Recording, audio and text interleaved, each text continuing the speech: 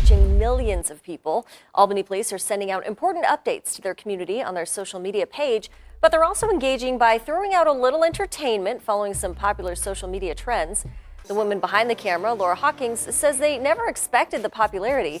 She says the videos are usually made towards the end of the officer's shift. We're always trying to show people that we are just human. And I think the uniform and the car and the lights can get intimidating to people. And so it's good for us to show people that we're just regular people and we like to laugh and have fun, and it's not all seriousness. Looks pretty funny there. Hawkins says the TikTok posts help connect with the younger crowd to show they can be more approachable. Their TikTok page currently has 12 million likes and more than 700,000 followers.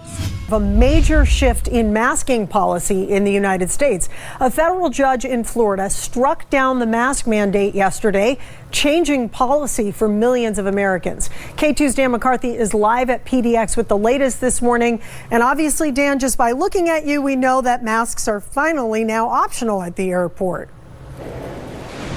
Yeah, that's right, Angelica. Good morning. I believe for the first time since May of 2020, are you able to walk into the terminal, go through the process of security, and get on board your airplane without a mask on. And we can see inside the airport a lot of people going through the process before they start the security process, some with, some without masks on as they adjust to these new changes here. But breaking down what we do know from airlines, for example, all the major carriers and most of those that fly out of PDX, they're now making masking optional.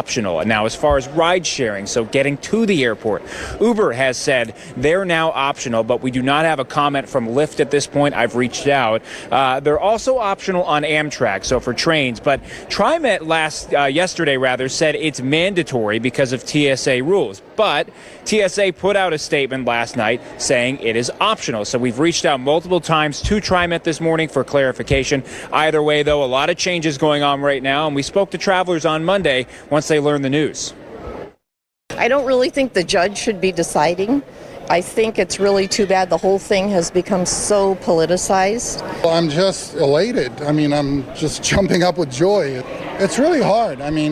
Keeping a mask on for hours on end, it's very hard.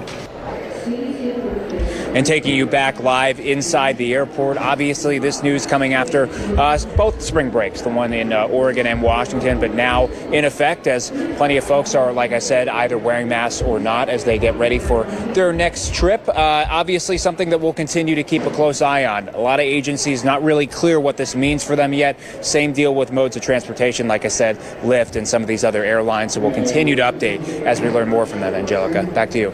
Dan, so what do we know about the possibility of this changing again?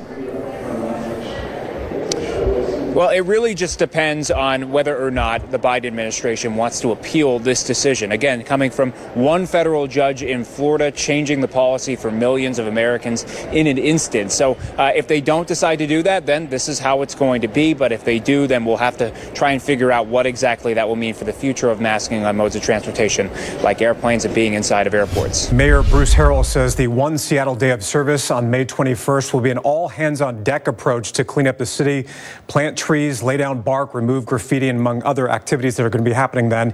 Community groups say it is a good first start, but they want to see a more comprehensive plan.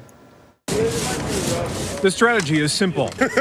Ed Hall, paint roller in hand, removes what taggers left behind at 12th and Jackson.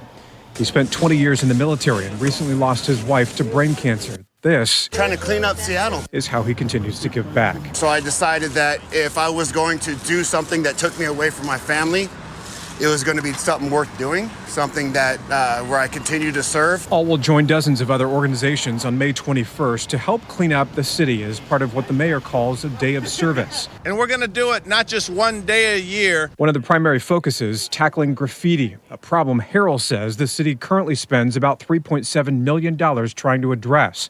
In the next couple weeks, he adds, a team will decide if it's worth spending even more. So we're going to have a multi-pronged strategy, an investment strategy, a new sense of urgency and teamwork. And yes, We're going to ask people to help out. I'll buy the paint and the brush. Community groups say this Doesn't Harold do the bottom part too? and the mayor's event next month are a good start, but they believe a long-term plan is needed now to address issues that have plagued areas like this one that was cleared out in February. The issues around 12th and Jackson and 3rd and Pine, they're resolved temporarily, but then it moves to a different area. And then they try to address that next area. This wall, she says, is likely to remain clear for just a few hours or possibly even a day. The cycle simply continues. The challenges are multi-layer, so we know it's complex because we're dealing with crime and violence and homelessness and vacancies. All those things encompass into this larger problem.